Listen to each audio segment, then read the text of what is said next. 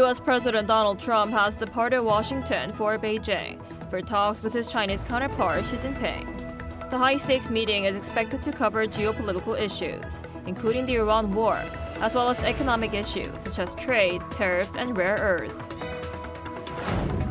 South Korean Defense Minister An Gyu-baek, who is currently visiting Washington, says Seoul is reviewing phased contributions to U.S.-led efforts aimed at restoring safe passage through the Strait of Hormuz. An also said Korea reaffirmed its push for a transfer of wartime operational control, but also acknowledged slight differences between Seoul and Washington regarding the transfer. Mediation talks between Samsung Electronics management and its labor union ended without a breakthrough after marathon negotiations that lasted into the early hours of this morning. The union warned it will begin a large-scale strike on May 21st if no deal is reached.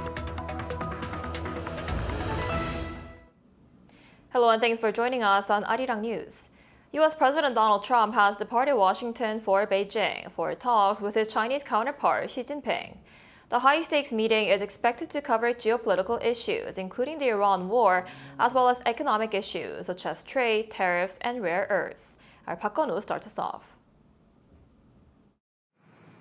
The leaders of the world's two largest economies are set to discuss key issues during U.S. President Donald Trump's three-day visit to China. Chinese President Xi Jinping will host an official meeting with Trump on Thursday, which will be the first face-to-face talks between the leaders since they met in Busan last year. The meeting had been postponed for weeks due to the ongoing U.S.-Iran conflict. Speaking to reporters before departing Washington on Tuesday, Trump initially said he expected to have a long talk with Chinese President Xi Jinping about Iran. Well, I think number one, we're going to have a long talk about it. I think he's been relatively good, to be honest with you. You look at the blockade, no problems. They get a lot of their oil from that area. This is going to be a very exciting trip. A lot of good things are going to happen.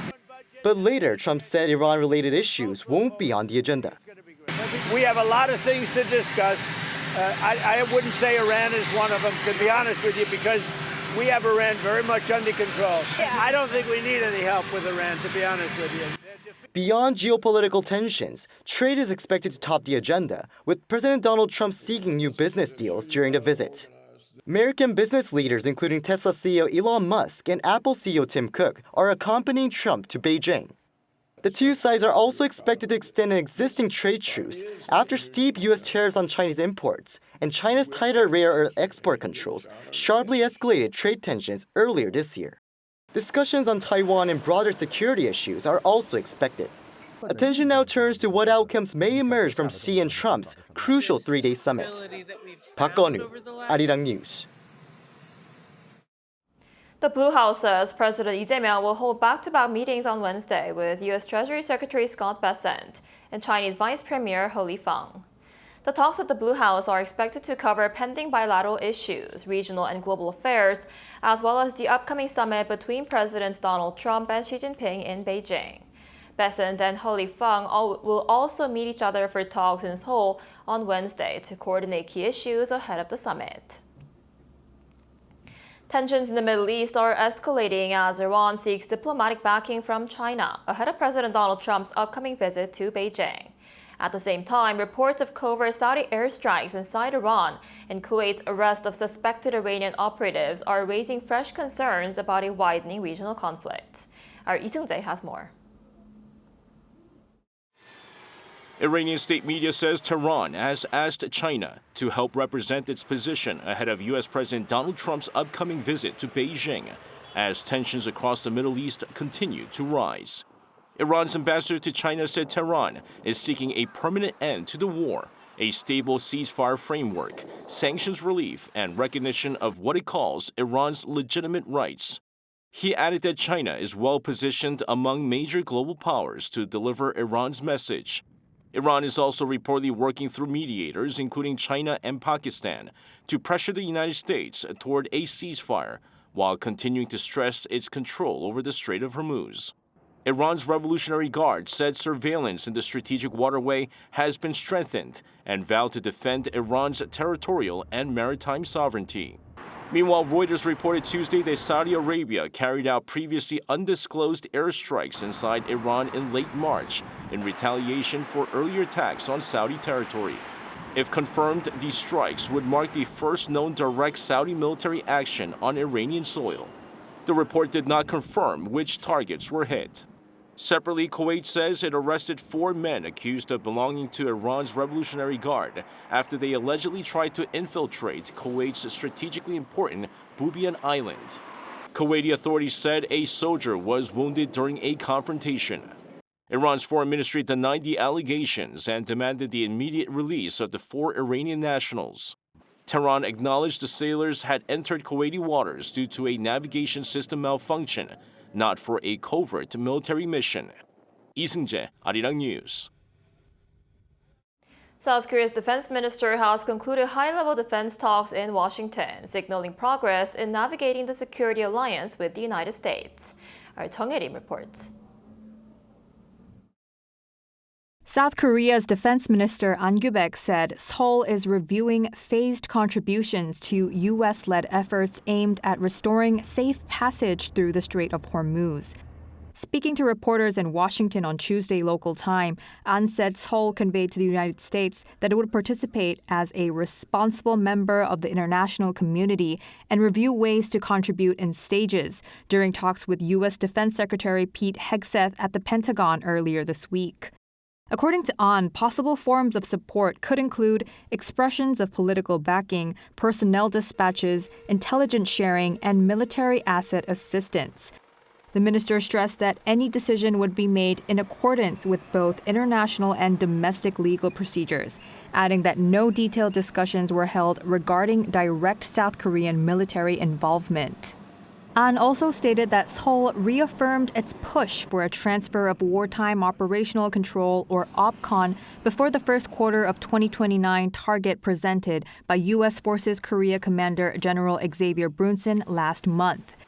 The defense minister said Seoul explained its efforts to increase defense spending and strengthen military capabilities as part of preparations for a South Korea-led defense posture on the Korean peninsula, but acknowledged slight differences between Seoul and Washington regarding the transfer. An also said the allies discussed South Korea's push to build nuclear-powered submarines, adding that both countries agreed on the need to begin working-level consultations as soon as possible, despite ongoing regional tensions involving Iran. The talks did not include discussions on a reduction of U.S. troops stationed in South Korea, nor did they discuss the potential relocation of THAAD batteries to the Middle East. Chung Il-im, Arirang News.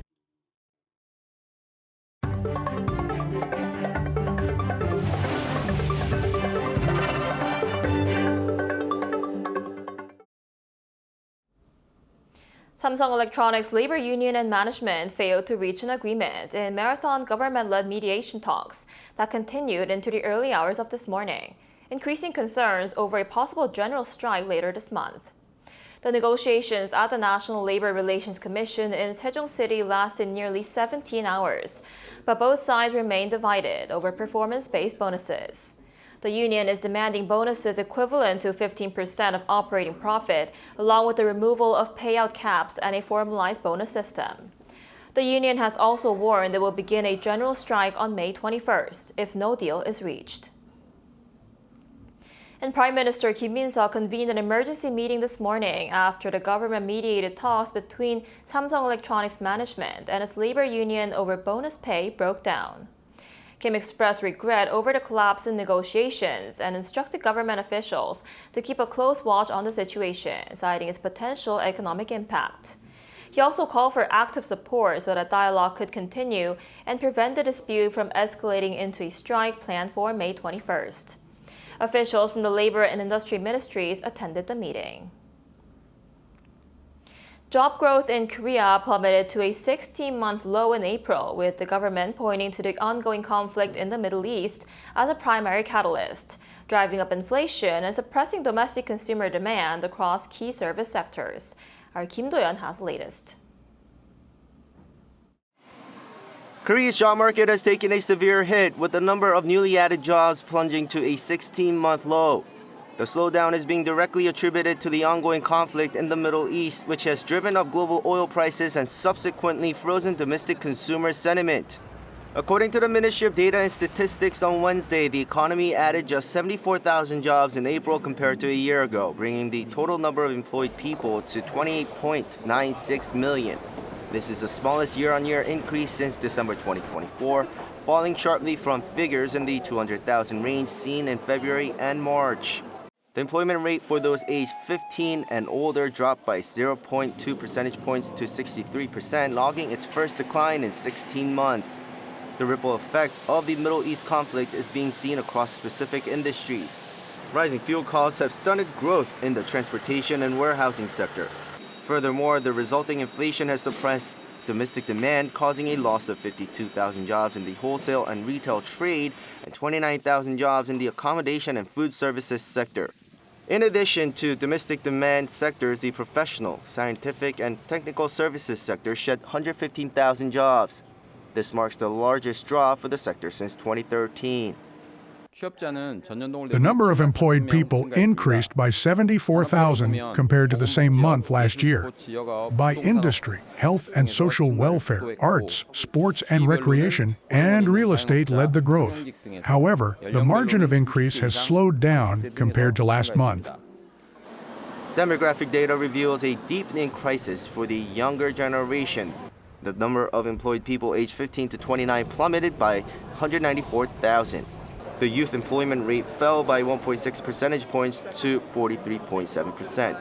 This represents the 24th consecutive month of decline, the longest downward streak since the aftermath of the global financial crisis. In response to the deteriorating figures, the government plans to closely monitor the employment situation through a dedicated task force while pushing forward policies to stimulate private sector job creation. Kim Do-yeon, Arirang News. U.S. consumer prices posted their biggest on-year increase in nearly 3 years in April, amid rising energy costs linked to the U.S.-Iran conflict.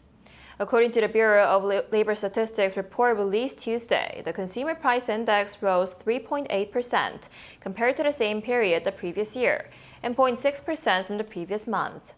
Energy prices, which climbed 3.8% from the previous month, accounted for more than 40% of the overall increase in consumer prices.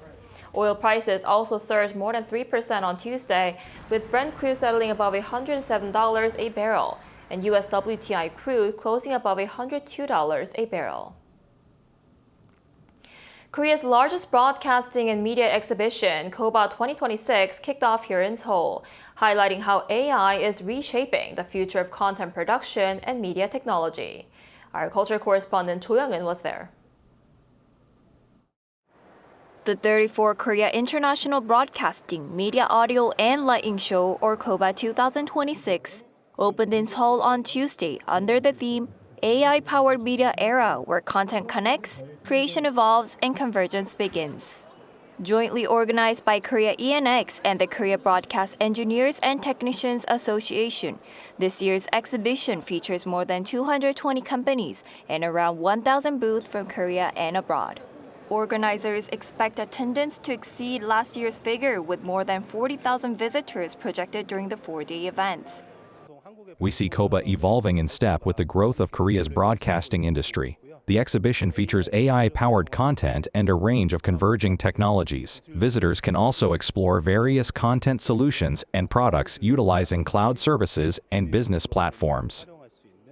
The exhibition spans the entire broadcasting, media, audio, and lighting industries, showcasing the latest technologies including 4K and 8K broadcasting systems, AI solutions, and digital content platforms.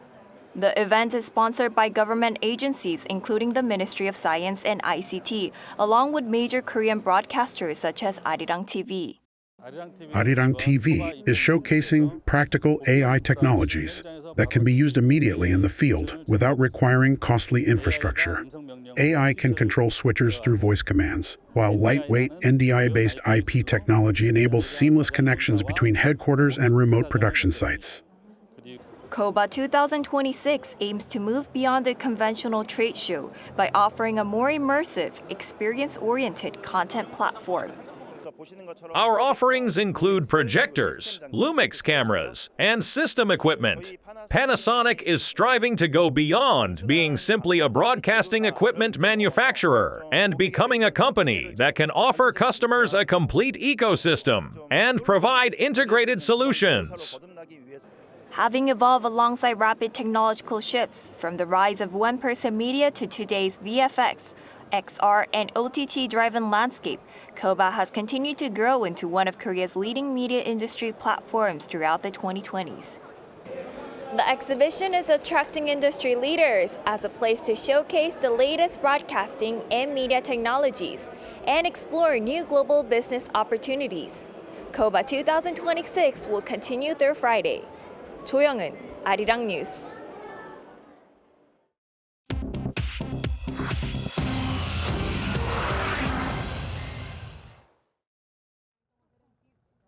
This is The World Now, bringing you everything you need to know from around the globe. A French woman infected in the cruise ship hantavirus outbreak is now fighting for her life on an artificial lung as the total number of reported cases from the MV Hondias reached 11 on Tuesday, with 9 cases confirmed. Doctors in Paris say the French patient is on life support and her blood is being pumped through an artificial lung to relieve pressure on her failing heart and lungs. 3 people have died since the outbreak began. The WHO Director General said all cases so far are linked to the ship and there is no sign of a wider outbreak, but warned the virus's long incubation period of up to 8 weeks means more cases could still emerge. The U.S. Food and Drug Administration Commissioner Marty McCarty resigned on Tuesday, leaving America without a permanent head of its top drug and food regulator. His resignation came after weeks of clashes with White House officials, conservative media, and anti-abortion groups over a series of controversial decisions. The breaking point was flavored vapes. Trump had personally rebuked McCarty earlier this month for not moving fast enough to approve fruit-flavored e-cigarette products, a campaign promise Trump had made in 2024. The FDA approved them days after the rebuke. A source close to McCarty said he resigned rather than sign off on something he did not believe in. Trump said McCarty was a, quote, terrific guy, but was having some difficulty. British Prime Minister Keir Starmer refused to resign on Tuesday despite one of Labour's worst local election defeats and more than 80 of his own lawmakers publicly demanding he set a timetable to leave. 4 junior ministers resigned on Tuesday. Starmer acknowledged the past 48 hours had been destabilizing and that political instability carries a real economic cost as UK borrowing costs hit their highest level in nearly 30 years. He insisted no formal leadership challenge had been triggered and that the country expected him to govern. Health Minister Wes Streeting, seen as one of Starmer's main challengers, is due to meet Starmer on Wednesday morning. The 79th annual Cannes Film Festival opened Tuesday with New Zealand filmmaker Peter Jackson receiving an honorary Palme d'Or, and actress Jane Fonda declared the festival open. Some of jury members used their platform to speak bluntly about war and politics. Park Chan-wook, the South Korean director of Old Boy, said art and politics go hand in hand. And Scottish screenwriter Paul Laverty claimed that Hollywood had blacklisted actors who opposed the war in Gaza. The festival runs through May 23rd when the Palme d'Or winner will be announced. Chu Ji-hyun, Arirang News.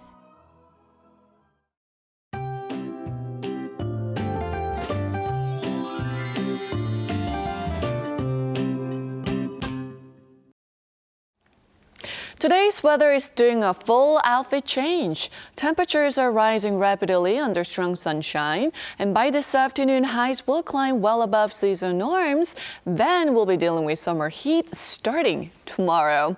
And with strong sunshine and clear skies dominating this afternoon, UV levels will be very high nationwide. Intense sunlight will boost ozone levels as well. So even if the air feels nice, sunscreen, hats, and plenty of water will definitely come in handy today. Afternoon highs will be 2 to 4 degrees Celsius higher than yesterday, getting up to 26 degrees Celsius here in the capital. Gwangju at 27 degrees, and air quality will be clean nationwide all day today. Then we'll be skipping a month ahead through early next week. And with temperatures climbing again and humidity gradually lowering, the risk of wildfires will increase. So fire caution is a must when outdoors.